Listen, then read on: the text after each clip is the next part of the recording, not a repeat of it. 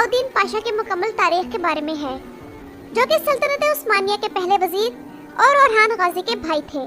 तो चूंकि वीडियो अलाउद्दीन पाशा की मुकम्मल जिंदगी के बारे में है, तो आज हम जानेंगे कि अलाउद्दीन बड़े भाई थे या ओरहान गाजी। क्या अलाउद्दीन बे को जंगों में लड़ना पसंद नहीं था और क्या वो अपनी सारी जिंदगी किसी भी जंग में नहीं लड़े? अलाउद्दीन बे ने ओरहान गाजी को सल्तनत उस्मानिया मजबूत करने में कैसे मदद की?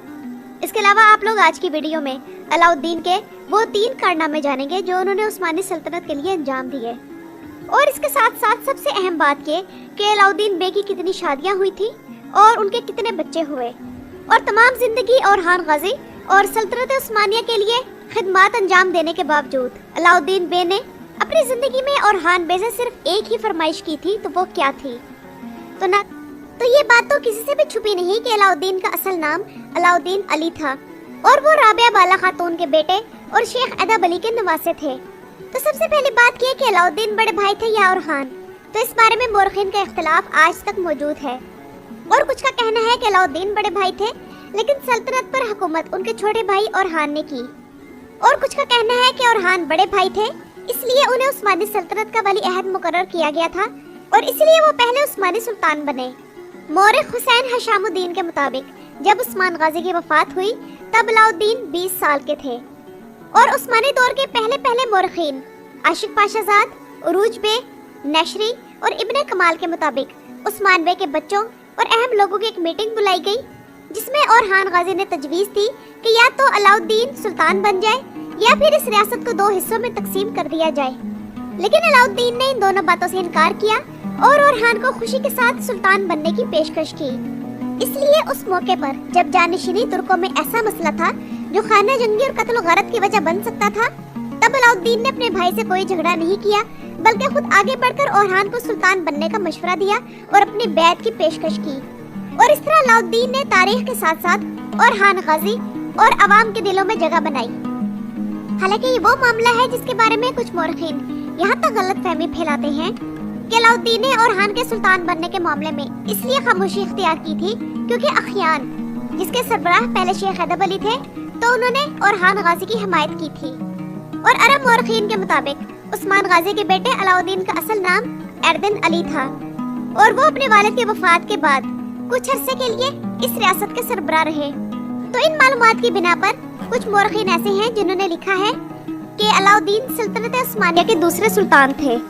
और एक बाज़ंतीनी तारीखदान लाओनिकोस खल्कोकोंडिलिस किसी भी रेफरेंस या सोर्स का हवाला दिए बगैर ये लिखता है कि उस्मान बे की वफात के बाद ओरहान गाजी ने उनुदाग के इलाके की तरफ पसपाई इख्तियार कर ली थी। उसके बाद उसने सिपाहियों को इकट्ठा किया और अपने भाई अलाउद्दीन को शिकस्त दी, लेकिन इनमें से किसी भी तारीख पर एतबार नहीं किया जा सकता। और दोनों भाइयों के दरमियान ताल्लुकात सारी उम्र दोस्तों वाले रहे, और दोनों भाइयों की इसी मोहब्बत को देखते हुए तारीखदानों ने इनके प्यार और ताल्लुकात को हजरत मूसा और हजरत हारून अलैहिस्सलाम से तशबीह दी है कि जिस तरह हजरत हारून अलैहिस्सलाम तमाम उम्र हजरत मूसा अलैहिस्सलाम के मिशन में उनका दायां बाजू बने रहे, तो यही फरीजा अलाउद्दीन ने भी अंजाम दिया। अब आते हैं इस तरफ कि अलाउद्दीन ने कौन से 3 बेहतरीन मशवरे सल्तनत उस्मानिया के हवाले से अपने भाई को दिए। तो नाज़रीन इकराम, ये तीनों इतने बेहतरीन मशवरे थे जो कि अगर ना दिए जाते तो ये सल्तनत इतनी अजीमुशान सल्तनत ना बन पाती। अलाउद्दीन ने मशवरा दिया कि रियासत का अपना मालियाती निजाम होना चाहिए। इसी वजह से 1328 या 1329 में ओरहान गाजी के नाम से चांदी के सिक्के बनाए जाने लगे, जिसके सामने वाले हिस्से पर कलमा लिखा था और दूसरी तरफ अरबी में दर्ज था, अल्लाह इस हुकूमत को हमेशा कायम रखे। दूसरा मशवरा जो दिया गया वो सरकारी तौर पर एक उस्मानी लिबास तैयार करने का था। जैसे कि हर सल्तनत और उसमें काम करने वाले दरबारियों या वजीरों का एक अपना अलग लिबास हुआ करता था। मिसाल के तौर पर बाज़ंतीनियों के यहाँ उन दिनों रिवाज था कि उनके सर का कपड़ा और लिबास बहुत भारी कढ़ाई वाला हुआ करता था, लेकिन अलाउद्दीन ने एक सोबर से लिबास का डिजाइन पसंद किया जो कि सरकारी और फौज से ताल्लुक रखने वाले लोगों के लिए था और आम लोग जो चाहे वो पहने।